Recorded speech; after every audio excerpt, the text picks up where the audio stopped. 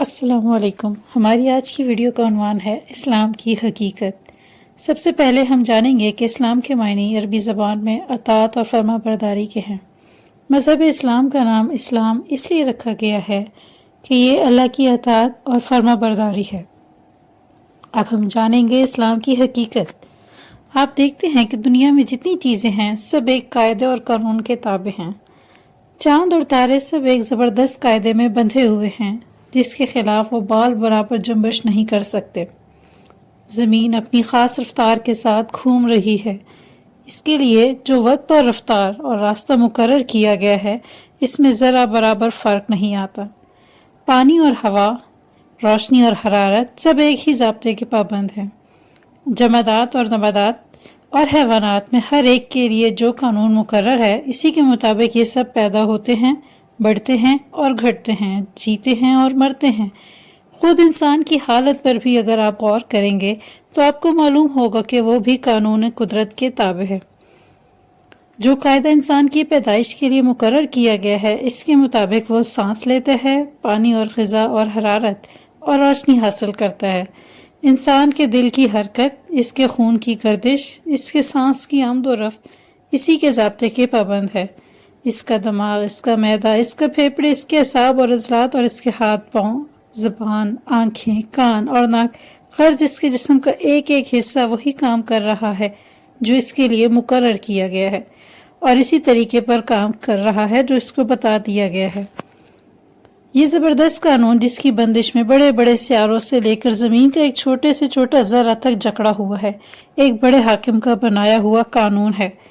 ساری کائنات اور کائنات کی ہر چیز اس حاکم کے تابع ہے کیونکہ وہ اسی کے بنائے ہوئے قانون کی اطاعت و فرما برداری کر رہی ہے۔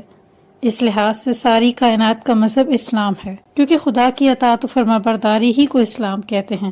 سورج، چاند اور تارے سب مسلم ہیں، زمین بھی مسلم ہے، ہوا اور پانی اور روشنی بھی مسلم ہیں، درخت اور پتھر اور جانور بھی مسلم ہیں، اور وہ انسان بھی جو خدا کو نہیں پہچانتا اور خدا کا انکار کرتا ہے، جو خدا کے سوا اور دوسروں کو پوجتا ہے اور خدا کے ساتھ دوسروں کو شریک کرتا ہے۔ ہاں، وہ بھی اپنی فطرت اور طبیعت کے لحاظ سے مسلم ہی ہے کیونکہ اس کا پیدا ہونا، زندہ رہنا اور مرنا سب کچھ خدائی قانون ہی کے ماتحت ہے۔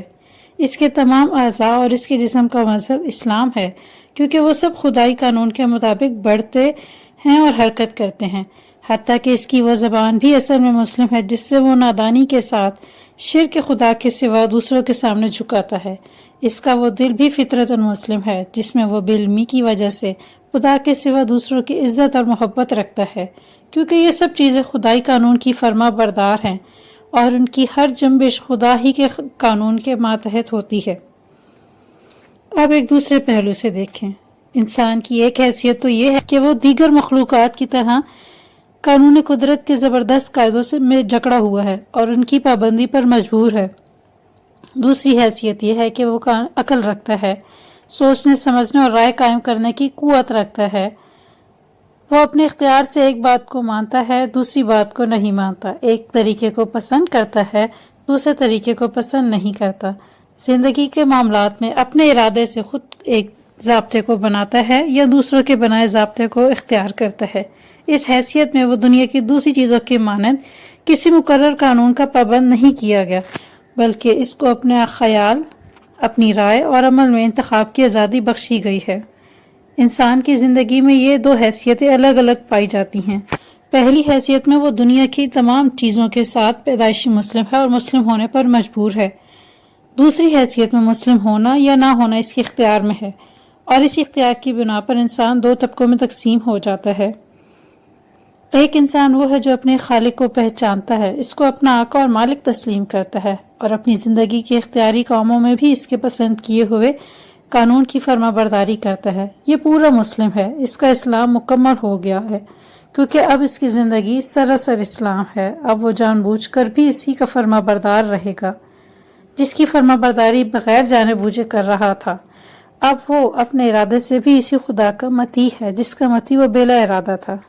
اب اس کا علم سچا ہے کیونکہ وہ اس خدا کو جان گیا جس نے اس کو جاننے اور علم حاصل کرنے کی قوت دی ہے۔ اب اس کی عقل اور اس کی رائے درست ہے کیونکہ اس نے سوچ سمجھ کر اس خدا کی اطاعت کا فیصلہ کیا جس نے اسے سوچنے سمجھنے کی اور رائے قائم کرنے کی قابلیت بخشی ہے۔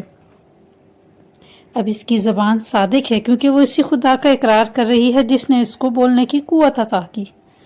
اب اس کی ساری زندگی راستی ہی راستی ہے کیونکہ وہ اختیار اور بے اختیاری دونوں حالتوں میں خدا کے قانون کا پابند ہے۔ اب ساری کائنات اس سے اس کی آشتی ہو گئی کیونکہ کائنات کی ساری چیزیں جس کی بندگی کر رہی ہیں اسی کی بندگی وہ بھی کر رہا ہے۔ اب وہ زمین پر خدا کا خلیفہ نائب ہے، ساری دنیا اسی کی ہے اور وہ خدا کا ہے۔ اس کے ساتھ ہی ہم اپنی ویڈیو کا اختتام کرتے ہیں۔ اگر آپ کو یہ ویڈیو پسند آئے تو ویڈیو کو لائک اور شیئر کریں اور چینل کو سبسکرائب کر کے بیل آئیکن کو پریس کریں تاکہ نئی ویڈیو کا نوٹیفیکیشن ملتا رہے۔ اللہ حافظ۔